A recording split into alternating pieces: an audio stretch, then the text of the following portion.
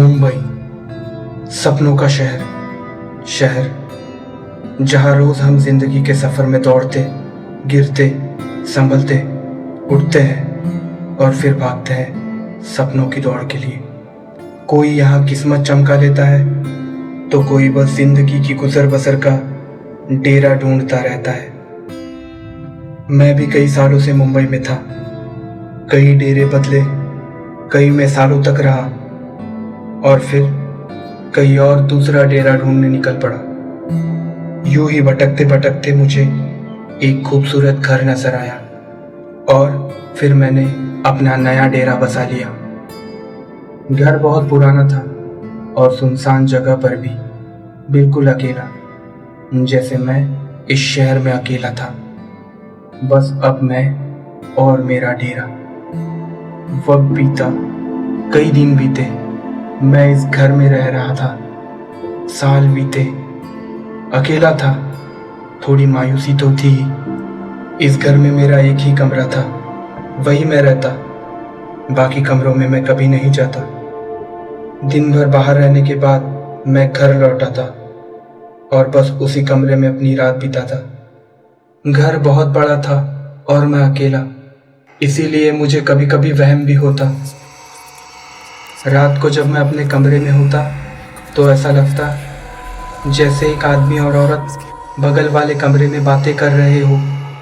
और जब मैं किचन में होता और मेरे हाथ से बर्तन गिर जाता तो लगता था जैसे कोई औरत किचन के दरवाजे पर खड़ी होकर किचन में झांक रही हो।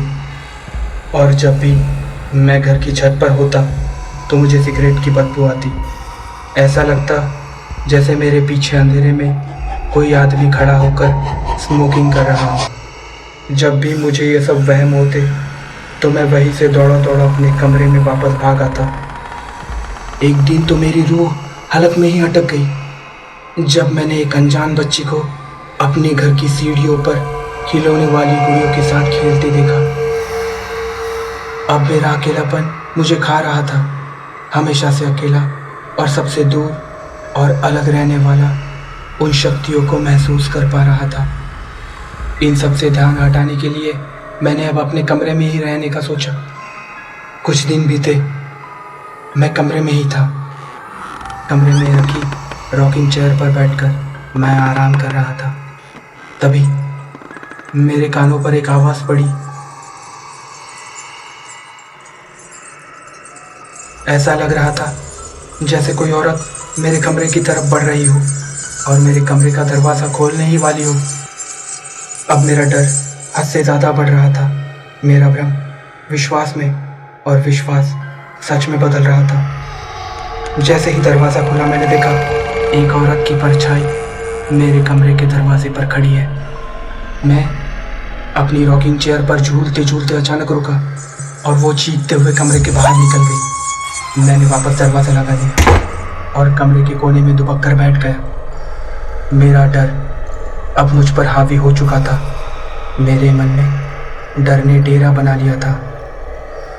कुछ दिन तक मैं कमरे से बाहर नहीं आया, लेकिन एक दिन कमरे के बाहर घर के ड्राइंग रूम से अजीब आवाज़ें आने लगी। मेरे कमरे के अंदर अजीब सी खुशबू और कमरे के झरोखे से धुआं आने लगा। मेरी आंखें जलने लगी, मेरी रूह कांपने लगी और मैं कमज़ोर पड़ रहा था। मैं उस घर के ड्राइंग रूम की ओर अपने आप खींचा जा रहा था। मैं ड्राइंग रूम में तड़पते, चीखते और अपनी जलती रूह को लेकर पहुंचा। वहाँ हवन कुंड में आग थी और वहाँ कुछ लोग मंत्रोच्चार से हवन में आहुति दे रहे थे। मेरे कानों में मंत्रोच्चार के जाप से दर्द होने लगा और मेरी दर्द भरी चीखें निकलने लगी। सिर फटने लगा। मेरी रूह अपने आप ही घर के बाहर जाने लगी। अब ये सब मेरी रूह बर्दाश्त नहीं कर पा रही थी और इस तकलीफ से मुक्ति के लिए मुझे उस घर से बाहर निकलना ही पड़ा। उस घर से दूर और शहर से बाहर कहीं वीराने में मुझे जाना पड़ा। मेरी रूह की तकलीफ जरा सी कम ही हुई थी कि अकेलापन दर्द से करा रहा था और अब इस अकेलेपन के दर्द की दवा ढूंढने मैं नए डेरे की तलाश में निकल पड़ा।